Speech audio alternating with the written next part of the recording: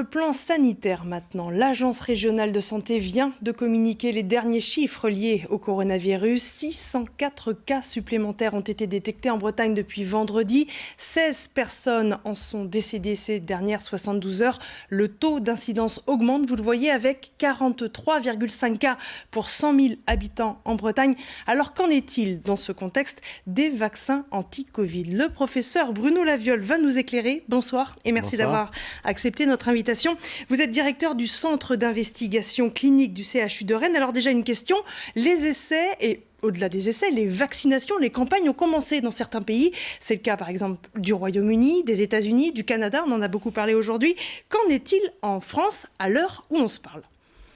Bien, bonsoir. Donc, pour les campagnes de vaccination, on espère les débuter très prochainement, dans les semaines qui viennent. Au niveau national, on est en train de se mettre en place, de s'organiser. Au CHU de Rennes, par exemple, en ce moment même, au moment où je vous parle, il y a une réunion qui est en train de voir comment on va coordonner l'ensemble des intervenants. Donc, ça ne devrait pas tarder. C'est-à-dire début janvier ? On espère, oui. A priori. En même temps, le CHU de Rennes notamment, mais à Brest également, il va y avoir des essais cliniques qui vont aussi débuter début 2021 sur d'autres vaccins, c'est bien ça ? Oui, donc actuellement, il y a 2 vaccins qui devraient arriver sur le marché, avoir les autorisations des autorités de santé françaises, puisque c'est un préalable. Et puis ensuite, en parallèle, on continue à développer d'autres vaccins qui viennent d'autres industriels.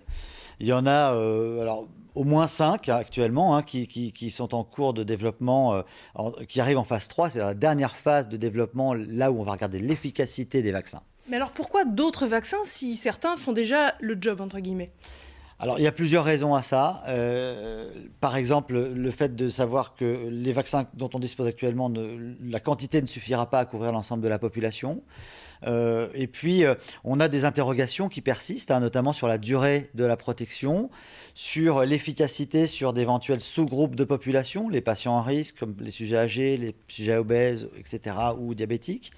Et puis, c'est aussi bien d'avoir des vaccins qui sont peut-être un peu plus faciles d'utilisation, de transport, de stockage que les vaccins actuels, les fameux vaccins ARN dont vous avez entendu parler, qui nécessitent notamment des congélateurs à moins 80 degrés, par exemple. Mais cela pose question, cela laisse entendre que les vaccins qui vont bientôt entrer en vigueur en France ne seraient peut-être pas fiables, en tout cas pourraient être dangereux pour les personnes ?